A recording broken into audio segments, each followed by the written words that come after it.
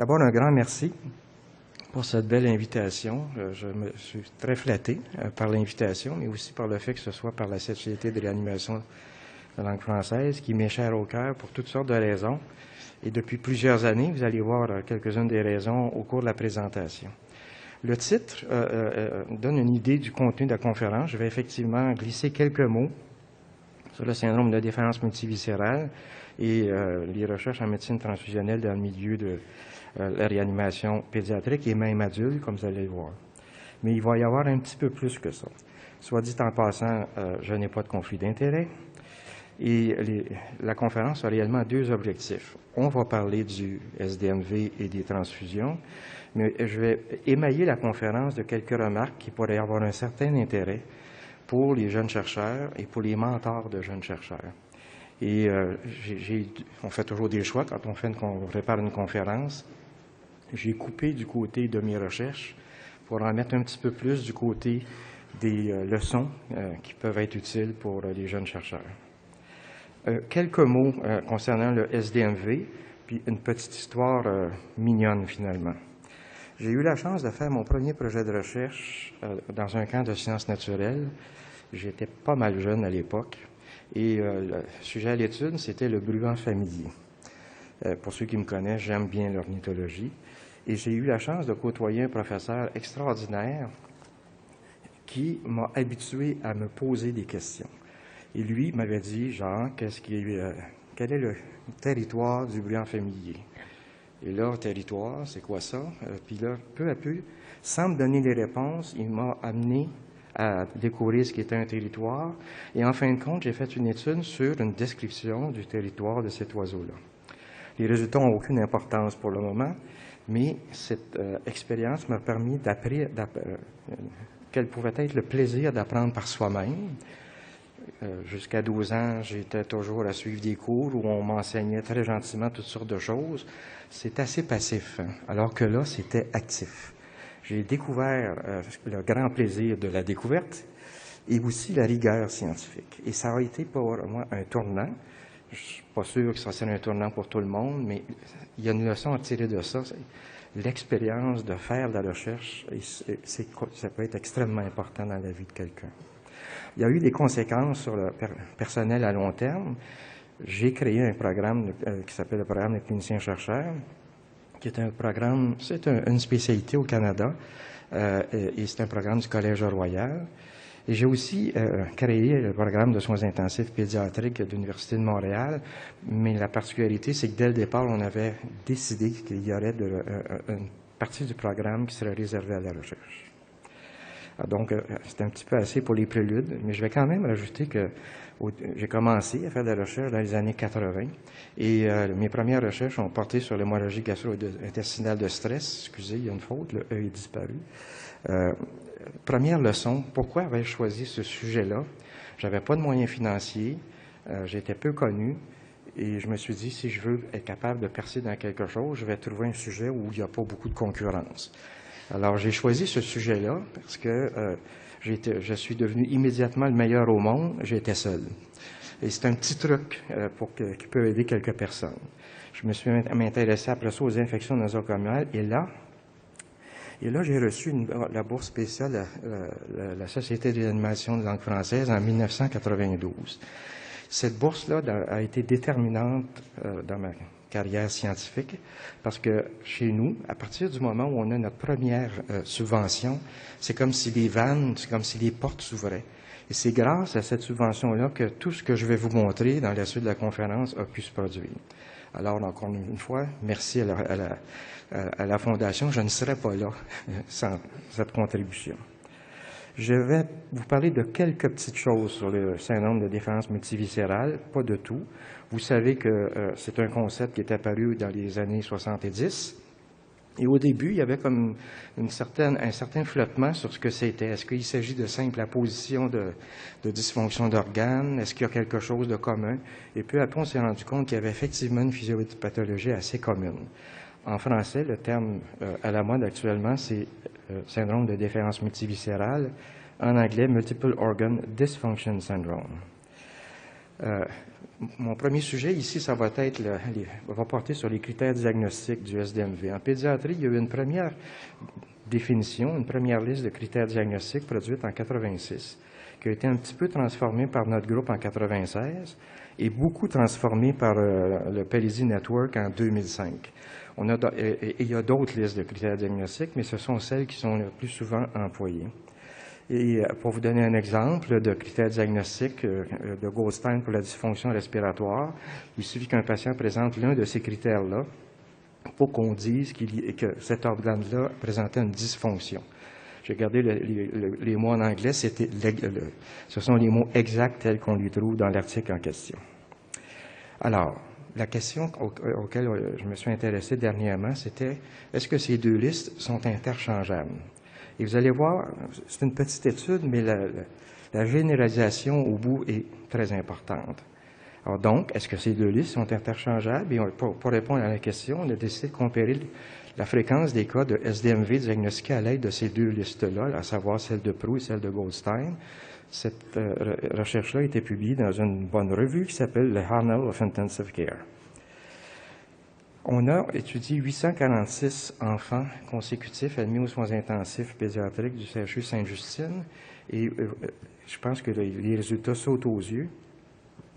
Le nombre de SDMV diagnostiqués par des gens, des personnes indépendantes, là, on en a diagnostiqué 124 en utilisant les critères de Prou à l'admission et 249 si on utilisait l'autre groupe.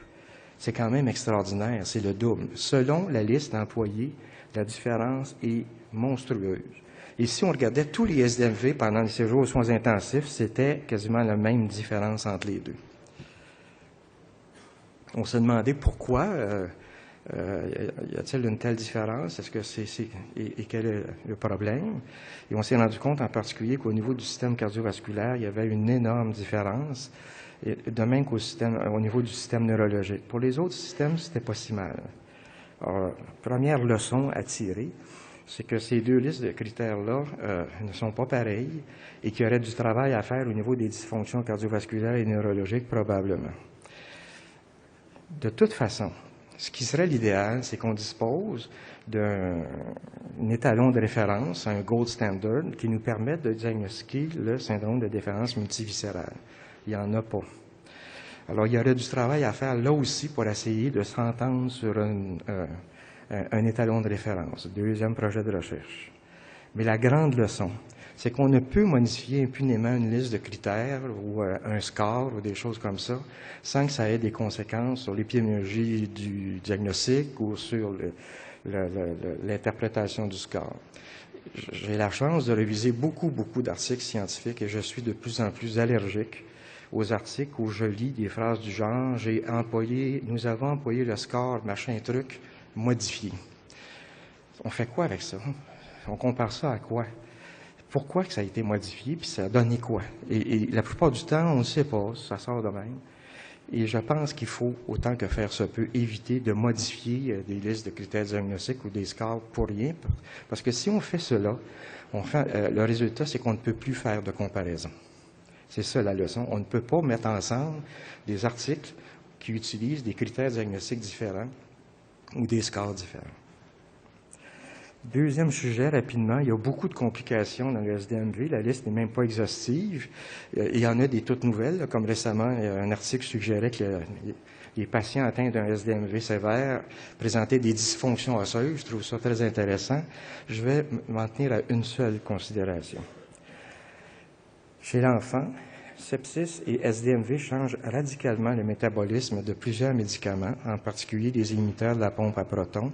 Je pense que les premiers qui ont publié quelque chose là-dessus, c'est Catherine Italien de Montréal, c'est de notre groupe. Et la conséquence, en réalité, c'est ce que je veux que vous reteniez, c'est que tous nos patients qui présentent une inflammation majeure ont probablement un métabolisme changé. Et ce qui m'étonne, c'est que personne ne s'intéresse à la pharmacologie des patients de soins intensifs quand ils ont un SDMV. Ajoutons à cela qu'ils ont souvent des dysfonctions d'organes et ainsi de suite. Entre vous et moi, là, j'ai l'impression qu'on joue à la roulette russe avec nos médicaments dans le moment et il y a certainement là un domaine de recherche à développer. Mon troisième petit point sur le SDMV est le suivant. Vous savez bien cela. Dans le cas de SDMV, on parle d'agression non infectieuse en général, comme une hypoxie grave, un traumatisme. Et si l'agression est assez grave, le patient va contracter un SRIS, un syndrome de réponse inflammatoire systémique. Et si c'est encore plus grave, bingo, on va avoir un SDMV.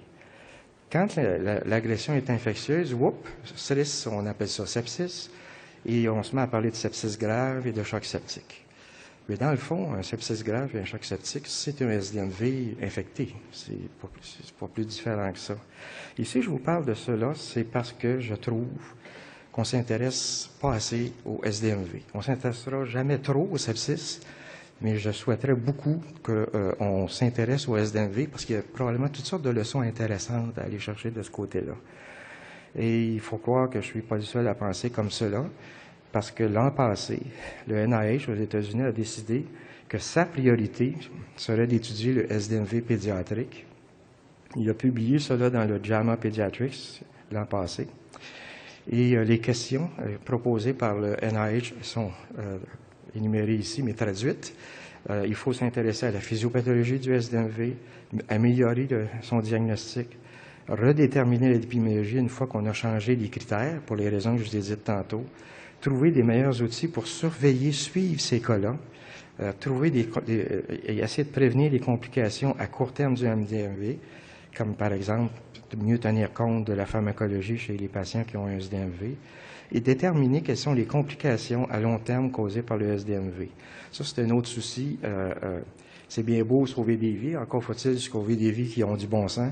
Alors, il faudrait s'intéresser à ça. Et à titre d'exemple, je vous signale qu'il y a toutes sortes d'études qui se font présentement sur la réhabilitation précoce aux soins intensifs même, afin de prévenir la faiblesse musculaire chez nos patients. La faiblesse musculaire qu'on observe souvent chez nos patients après leur sortie des soins intensifs.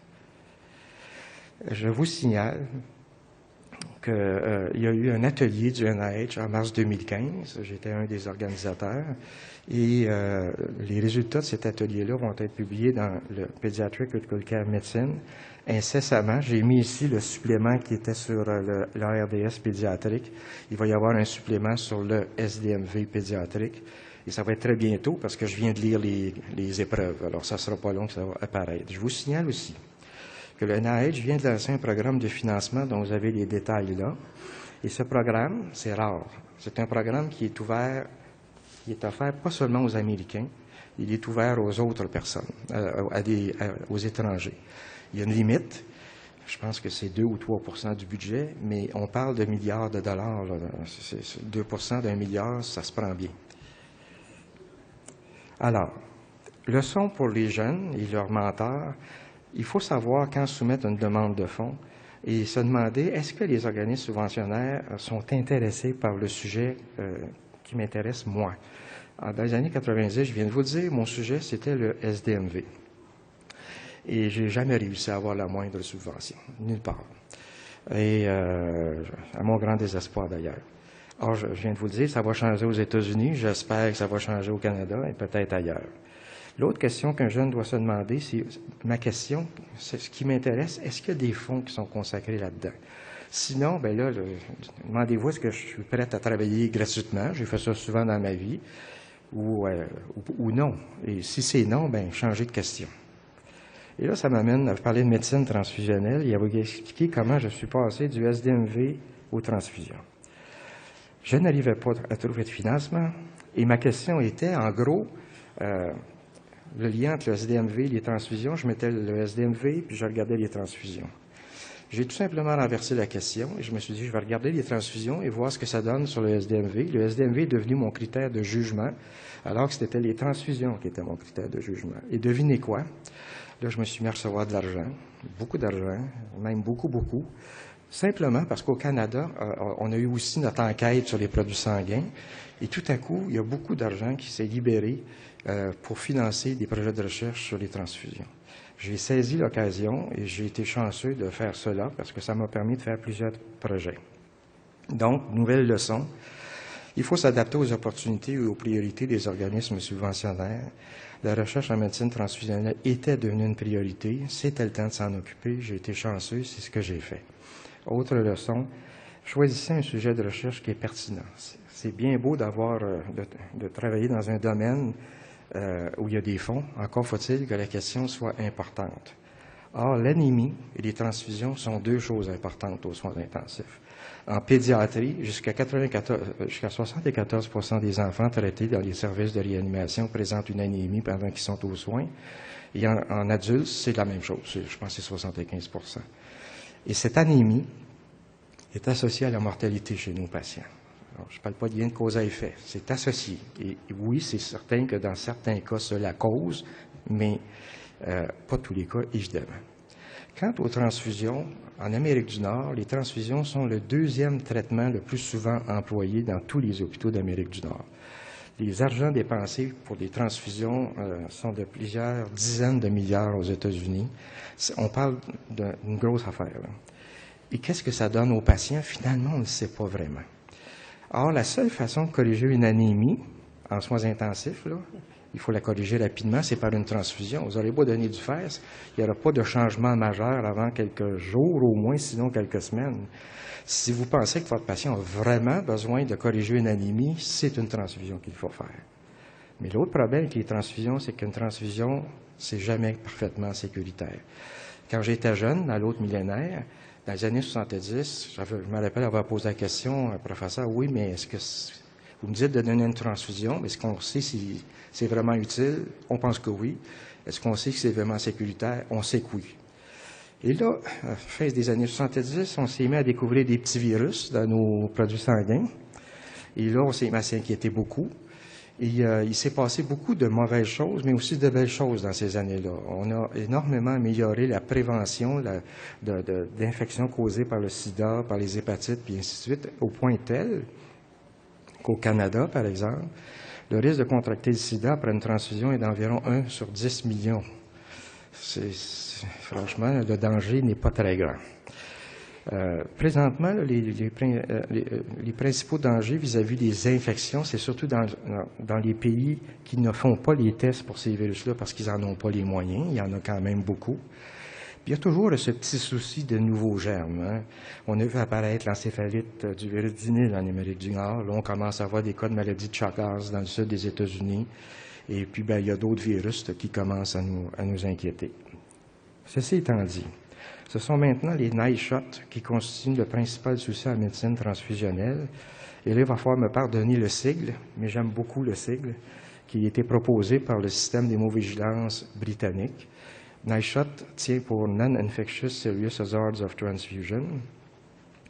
Et vous avez une liste qui n'est pas exhaustive, mais vous avez une liste des principaux NISHOT. Il y a des noms que vous allez reconnaître là-dedans, comme le SDMV, mais il y a Transfusion Related Acute Lung Injury pour le TRALI, Transfusion Associated Circulatory Overload, les réactions hypotensives isolées dues aux transfusions, etc., etc., etc. Il y a beaucoup de choses, beaucoup de NISHOT. Or, les enfants sont plus à risque de NISHOT que les adultes. Il y a des données solides là-dessus. On ne sait pas pourquoi, mais c'est comme ça. Et en plus, les enfants en réanimation sont encore plus à risque parce qu'ils souffrent déjà d'un syndrome de réponse inflammatoire systémique. Ils sont comme déjà stimulés. Les anglophones diraient « primed ». Et là, il suffit d'une petite agression parfois pour mettre de l'huile sur le feu, puis bingo, le SDMV apparaît. Et on sait que les transfusions contiennent toutes sortes de choses pas gentilles, comme des molécules pro- et anti-inflammatoires. Vous mettez ça sur vous donnez ça à un patient qui a déjà un syndrome de réponse inflammatoire systémique, et ça peut être suffisant pour déclencher un SDMV. À titre d'exemple, je vais vous présenter les résultats d'un petit projet de recherche qu'on a fait sur ce qui se passe sur le plan respiratoire après qu'un enfant en soins intensifs ait reçu une transfusion. L'étude portait sur 136 enfants transfusés en réa, 136 cas consécutifs. Et on a découvert chez ces 136 enfants-là qu'une nouvelle dysfonction respiratoire était apparue chez 9 patients et qu'une dysfonction, une progression de la dysfonction, autrement dit la dysfonction empirait, chez 49. Autrement dit, chez la moitié des patients, il y avait eu, après transfusion, une détérioration. On a aussi observé pas mal de cas de TRALI, Transfusion Related Acute Lung Injury. Les TACO sont en évaluation. Et qu'est-ce qu'il faut retenir de cela? Il faut retenir que les transfusions sont souvent associées à une détérioration respiratoire, ce qui ne veut pas dire que c'est la transfusion qui est en cause. Ça peut être l'affection de base. On ne le sait pas, mais il y a un signal. Il faut essayer de découvrir ce qu'il en est. Alors, Guillaume et Mario, dans notre équipe, mènent présentement une étude de type Nested Case Control qui est financée par les IRSC sur la question. Je soupçonne que le même problème se produit chez l'adulte. Et c'est important de découvrir, de bien évaluer les risques chez nos patients, comme les problèmes respiratoires, parce que si on veut prendre une décision éclairée quand vient le temps de transfuser ou pas un patient, c'est bien sûr qu'il faut en connaître les bénéfices, mais il faut aussi en connaître les risques. Et côté risques, en soins intensifs, on n'a pas beaucoup de données. Et je pense qu'il y a beaucoup de travail à faire là. Autre leçon, je pense qu'il y a un sujet important de ce côté-là.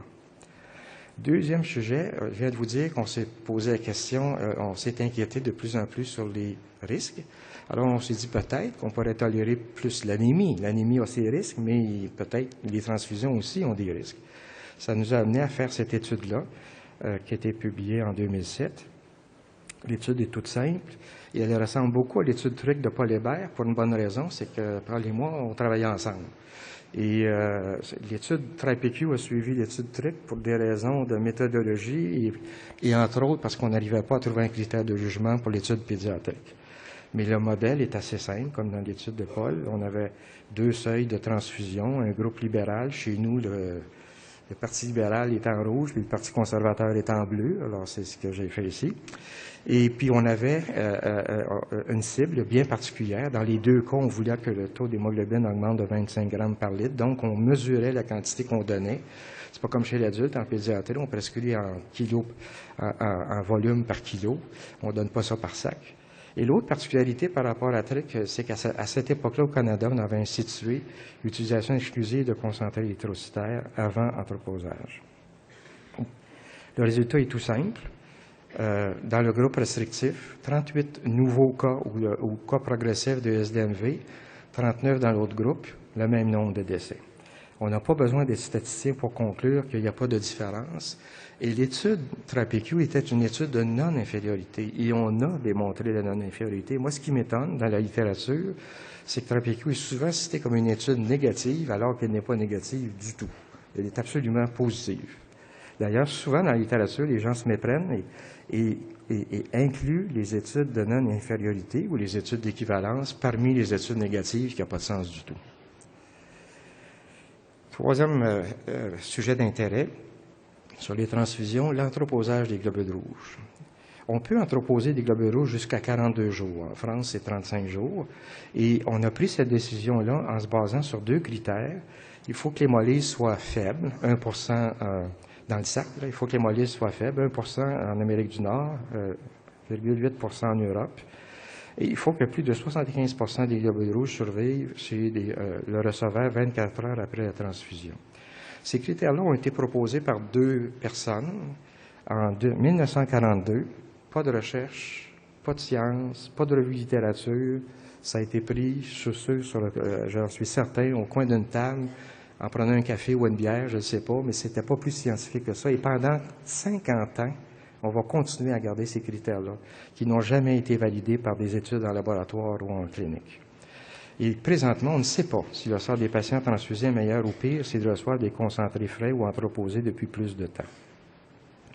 Alors, ce qu'il faut aussi savoir, c'est que dans plusieurs pays, on applique une politique standard que les anglophones appellent FIFO policy, first in, first out. Autrement dit, la banque de sang va, si une prescription est faite de produits sanguins, la banque de sang va donner en préférence le sang qui est là le plus longtemps afin de limiter les pertes de produits sanguins. Par contre, je ne sais pas si c'est comme ça ici, mais chez nous, certains médecins, entre autres les chirurgiens cardiaques pédiatriques, exigent d'avoir du sang frais et il n'y a rien derrière ça. Est-ce que ces politiques sont justifiées? Ça nous a mené à faire cette étude-là. Étrangement, c'est une étude chez l'adulte que j'ai menée avec Paul Hébert. Et je dois vous dire que M. Capelier nous a grandement aidés pour cette étude-là. Et rapidement, le devis, c'était simple. Les patients il fallait qu'il y ait une transfusion de prescrite. L'étude n'interférait pas avec la décision de transfuser ou pas. Et dès qu'il y avait cette prescription de fait, Le patient était randomisé, si on le pouvait, à recevoir du sang entreposé depuis moins de 7 jours ou du sang distribué de façon standard, là, selon le FIFO principle. Le critère de jugement principal, c'était la mortalité à 90 jours. Quand on fait un essai clinique, il faut toujours s'assurer qu'il y a une bonne séparation entre les deux groupes. C'était le cas. Du côté du sang frais, on avait une durée d'entreposage moyenne de 6 jours, 22 jours dans l'autre groupe. C'était bien au-delà du 10 jours dont on rêvait. Quand on a compté l'étude, on était ravis. Et en plus, presque pas de chevauchement. C'est pas tout d'avoir des moyennes différentes. Il faut, si possible, qu'il n'y ait pas de chevauchement. Donc, on était ravis. Et avec ça, on se disait, bien, si on voit une différence, on saura pourquoi. Puis si on ne voit pas de différence, ça serait significatif. Et qu'avons-nous trouvé? On a trouvé chez les patients du groupe sans frais 448 décès, 430 dans le groupe qui recevait du sang pluvieux. Et ça allait contre notre hypothèse. Rappelez-vous, nous, on s'attendait tout de même à ce qu'il y ait un peu plus de décès du côté du groupe standard. C'était vraiment inattendu. C'est important parce que ça suggère, vu que c'est contre l'hypothèse, que notre problème ici n'était pas un problème de puissance, puis je vais y revenir, je vais vous donner des données qui appuient cette idée-là. L'analyse de survie montre aussi pas de différence. Donc, les conclusions des Bull étaient que donner du sang frais n'est pas avantageux pour les adultes à soins intensifs. Et on concluait qu'il n'était pas justifié d'exiger du sang frais pour des adultes en réanimation et que les banques de sang n'avaient pas besoin de modifier leur politique d'inventaire et de distribution de sang afin de pouvoir fournir du sang frais. On s'était demandé à quels patients on pourrait appliquer ces données-là, certainement pas aux enfants, mais certainement à tous les adultes en réanimation, sauf les cas cardiaques qui étaient exclus des Bull. On a aussi proposé probablement que ces résultats-là s'appliqueraient à des patients hors des soins, justement parce qu'ils sont moins malades. Maintenant, il y a d'autres études qui ont été faites sur le sujet. Dean Ferguson a fait une étude chez les prématurés qui s'appelait ARIPI. Il y a eu EBO, mais il y a eu RECESS aussi, une belle étude faite chez des adultes. C'était des cas de chirurgie cardiaque.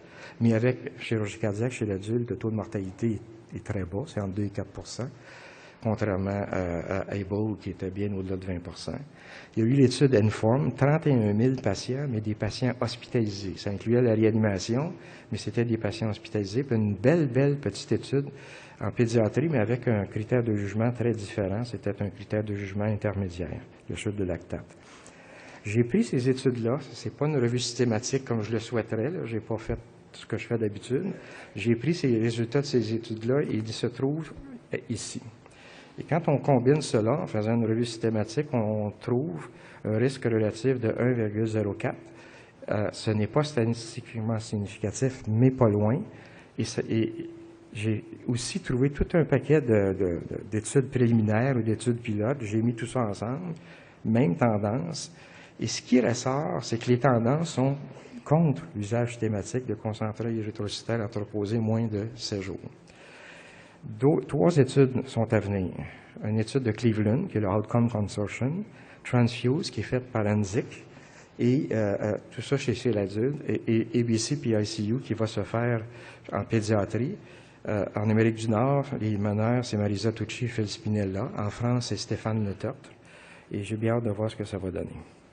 Je vous signale en passant aussi que le NIH est en train de faire une méta-analyse individuelle qui inclura les études ABLE, RECESS et INFORM. Alors, conclusion, est-ce que le FIFO-PAIC est sécuritaire? Oui. Est-ce qu'on doit utiliser du sang frais? Peut-être pas. Est-ce que le sang vieux est nocif? On ne le sait pas. Et supposons qu'on me demande de choisir entre cette jeune dame, cette dame, la même, ou celle-ci. Que choisiriez-vous? Se pourrait-il que ce soit la même chose avec les produits sanguins, in medio stade versus? On verra bien. Conclusion. La meilleure façon d'intéresser des jeunes, à mon avis, c'est de leur donner l'occasion de faire la recherche, comme je vous l'ai dit. Il faut les entourer de mentors prêts à les soutenir et les intégrer, si possible, à un groupe de recherche. Des groupes de recherche, c'est important pour les jeunes, mais pas juste pour les jeunes. Les questions étudiées par les groupes de recherche sont mieux choisies, les études sont mieux faites, sont plus grandes et les études sont terminées plus rapidement. Et soit dit en passant, un groupe de recherche, ce n'est pas de rassembler des gens ensemble seulement, c'est plus que ça, c'est de les amener à interagir entre eux. Un tout petit mot sur la réanimation pédiatrique, ça doit être pareil chez l'adulte. Il y a de plus en plus de lits réservés à la réanimation dans nos hôpitaux. Alors, il y a de moins en moins de mortalité en pédiatrie. La différence dans les 30 dernières années est ahurissante en pédiatrie. Et ça veut dire qu'on va s'intéresser moins à sauver des vies, comme avant, qu'à d'autres questions, comme les dilamétiques. On va s'intéresser au SDMV, à la réanimation neurologique, etc. Autre message à emporter, une question scientifique. C'était autrefois un projet de recherche, maintenant c'est un programme. Et vous avez ici un exemple de programme. Vous avez l'étude TheraPQ, mais sachez que l'étude TheraPQ dont je vous parlais tantôt avait tout un paquet d'études préalables que je vous décris rapidement et d'études subséquentes pour qu'on applique les résultats de TheraPQ. Et ça, c'est ma dernière diapositive qui provient, excusez, c'est en anglais parce que j'ai copié-collé la figure de cet article par Westphal dans le JAMA. Et je vous la présente parce que le NIH, avec cet article-là, justement, suggère que les chercheurs, comme vous et moi, on essaye de développer des programmes de recherche sur des questions de recherche. La leçon derrière ça, c'est qu'on n'aime pas sauter sur un essai clinique. Dans les années 70, il y avait une question, bingo, tout de suite, on faisait l'essai clinique, puis ça finissait là. Et on s'est rendu compte que ça faisait des essais cliniques très souvent qui n'étaient pas forts. Avec un programme comme ça, c'est beaucoup mieux fait, je pense, et c'est ça l'avenir. Alors, je vous remercie pour votre attention.